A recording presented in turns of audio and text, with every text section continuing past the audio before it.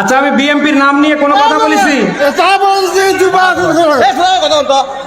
ভাই, আপনি কাকে আমি কি বিএমপির নাম নিয়ে কথা বলেছি? আপনি কথা বলেন, বলেন বলেন কথা বলেন কথা বলেন, আপনি কথা বলেন। আপনার সাহস তো কম না। বেতনের মতো কথা বলেন।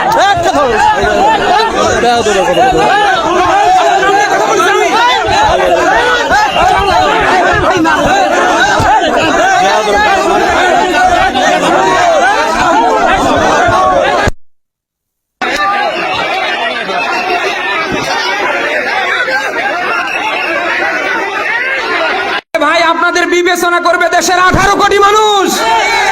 তারা যদি আপনাকে ভোট দেয়, আপনি চেয়ারে বসবেন, অসুবিধা কোথায়? জামাতি ইসলামীর কথা বললেই আপনাদের গা চুলকায় কেন? জামাতি ইসলামের কথা বললে গা চুলকায় কেন আপনাদের? সারা দেশে নিজেরা নাশকতা তৈরি করছেন, সারা দেশে নিজেরা টেন্ডারবাজিতে 180 মাইল বেগে চ্যাম্পিয়ন হচ্ছেন, আর সব দোষ চাপিয়ে দিচ্ছেন জামাতি ইসলামীর ঘাড়ে। আর এ কথা বললে আপনার গা চুলকায়। এই বসেন, আপনারা বসেন।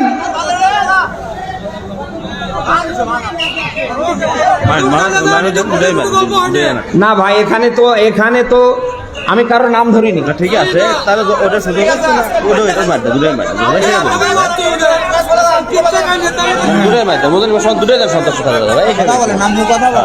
এই বসেন বসেন, এই বসেন। এই আমি কি এখানে উড়ে আইছি? 1.5 দশকের জালিমরা ক্ষমতায় থাকতে আমার মুখ বন্ধ করতে পারিনি। এখন উন্মুক্ত ময়দান, কারো বাবার ক্ষমতা হবে না মুখ বন্ধ করা। ও কয় নাম্বার বাবার সন্তান, ওরে সামনে টেবিলে আসতে বলেন। আরে এখনো ভোট হয় নাই, এখনো চেয়ার পায়নি, তাতে যদি এই গিয়ার দেখায়, এরা সামনে ক্ষমতায় বসলে কি করে ফেলবে? এমন কিছু করিয়েন না যে এই 1.5 দশকের জালিমদের মতো ভোটে যাওয়ার আগে আপনাদের পরিণতি হয়। আজকে বিএমপির ভাবমূর্তি নষ্ট করছে এরকম কুলঙ্গারেরা। 10টা কথা যদি আপনি সহ্য করতে না পারেন, আপনি কিসের নেতা আমার বলেন তো?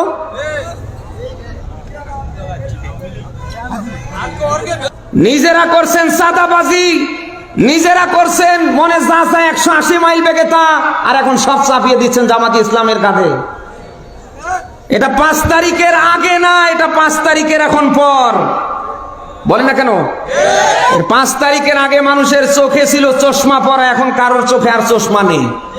সবাই এখন চশমা ছাড়া দেখতে পাচ্ছে যে 5 তারিখের পর থেকে কারা খাও খাও করছে, কারা এই দেশের মানুষের অধিকার প্রতিষ্ঠার পক্ষে রাজনীতি করছে। আপনাদের তো এই কথাগুলি বলতে গিয়ে একটু বুকে একটু মুখে একটু বাধার দরকার। জামাতি ইসলাম নিয়ে আপনারা নানা বাজে মন্তব্য করছেন কেন? জামাতি ইসলাম কি ইসলামী ব্যাংক? জামাতি ইসলাম কি ইসলামী ব্যাংক খেয়ে ফেলছে না উদ্ধার করেছে? চোখের সামনে দেখেও আপনাদের তো ইতিহাস জানা দরকার। জামাতি ইসলামের আপনার যে ইসলামী ব্যাংকের প্রতিষ্ঠাতা কে?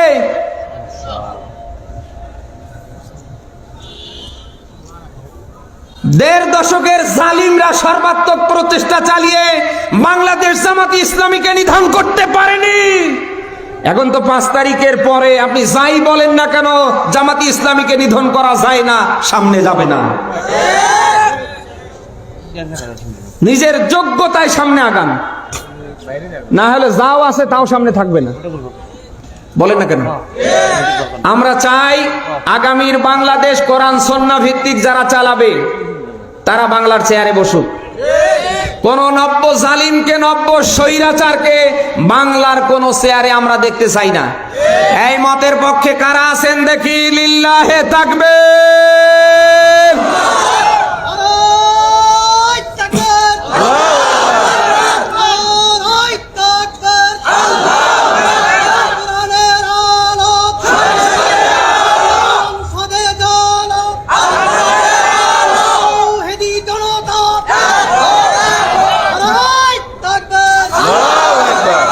যারা ভোট নিয়ে ব্যতিব্যস্ত, আমি তাদের দৃষ্টি আকর্ষণ করছি। আপনি ভোট করে ক্ষমতায় গিয়ে কয়দিন থাকবেন আমার বলেন?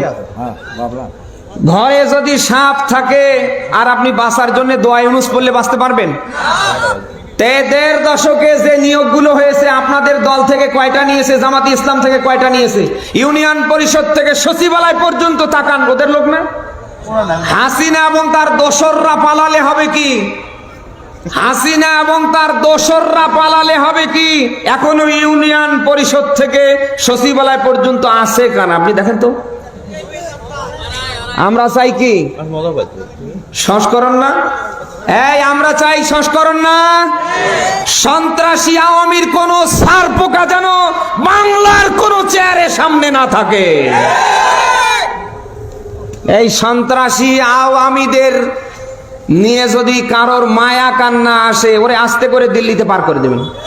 তুই খাবি আমাদের, আর ওই দিল্লিতে বসে নানি বসে আছে আর নানির গুণগান করবি। দেশে এরকম মানুষ নেই? এত কিছু এই দেড় দশকে হয়ে গেল, এখনো ওদের ভুলতে পারছে না।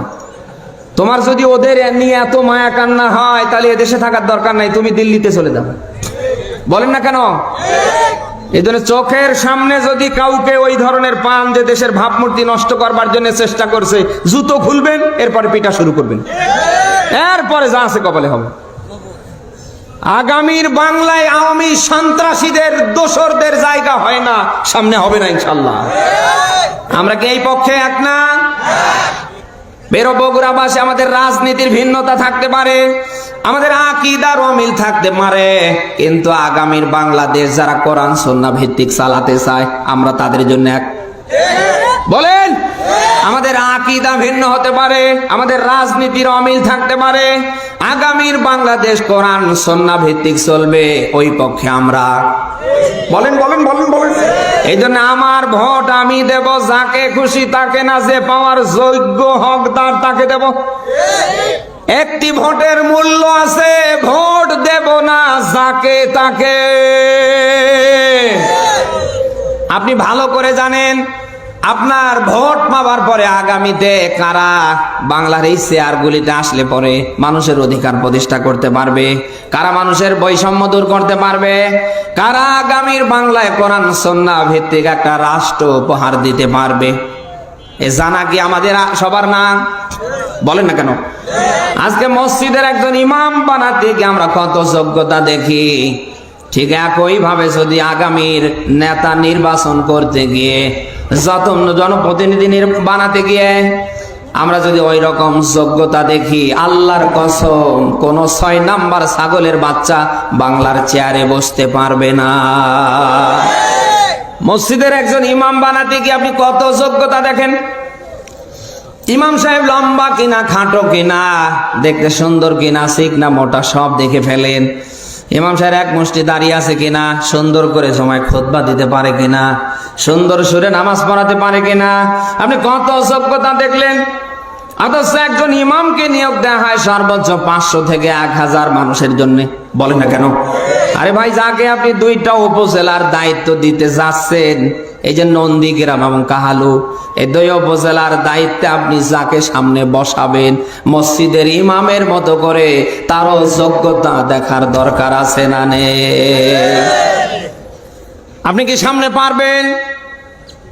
এই আওয়াজ বন্ধ হয়ে গেছে, কারণ ভোট আসলে মাথা ঠিক থাকে না।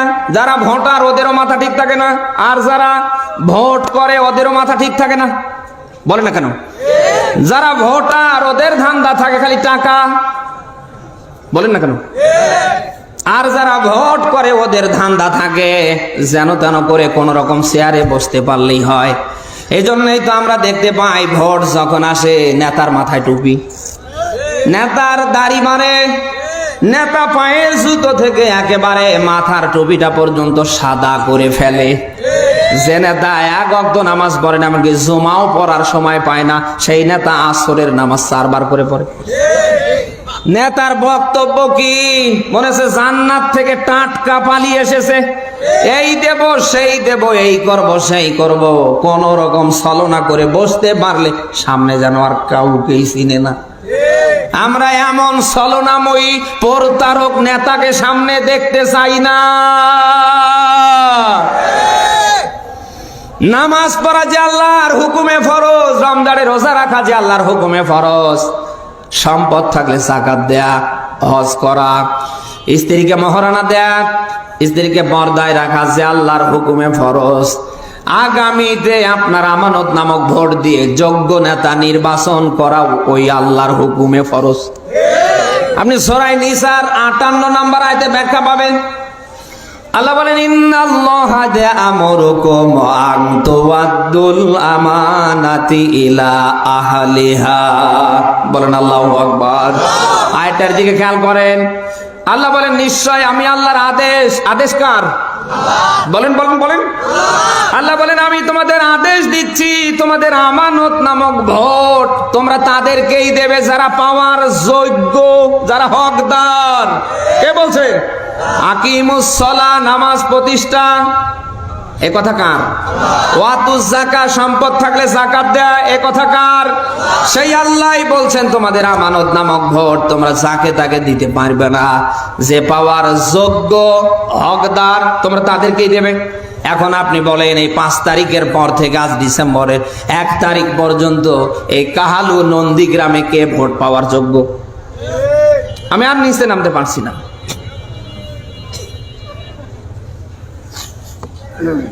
এই আমরা কি কোন জালিমকে আবারও চাই? কোন স্বৈরাচারীকে আবারও চাই? বাংলার কোন চেয়ারে যেন কোন স্বৈরাচার, কোন জালিম আর সামনে বসতে না পারে। ছাত্র জনতার রক্তের বিনিময়ে আমরা একটা দেশ পেয়েছি, জীবন দিব, এরপরও এদেশের স্বাধীনতা আমরা। বলেন বলেন বলেন বলেন। স্বাধীনতা অর্জন সহজ, এটা ধরে রাখা কি তার চেয়ে কঠিন না? যারা এদেশের ভাবমূর্তি সামনে নষ্ট করবার চেষ্টা করবে পায়ের জুতো খুলবেন আর জম্মের ধরে পিটাবেন। আমরা চাই আগে সংস্কার, এরপরে কি? আরো জোরে বলেন। আগামীর বাংলাদেশ যারা কোরআন সুন্নাহ ভিত্তিক চালাতে চায় আমরা তাদের পক্ষে আছি তো? আছি তো? আল্লাহ তাআলা যেন কোরআন সুন্নাহ ভিত্তিক একটা রাষ্ট্র আমাদের উপহার দেন। সকল ষড়যন্ত্র থেকে দেশকে, দেশের 18 কোটি মানুষকে যেন আল্লাহ হেফাজত করে।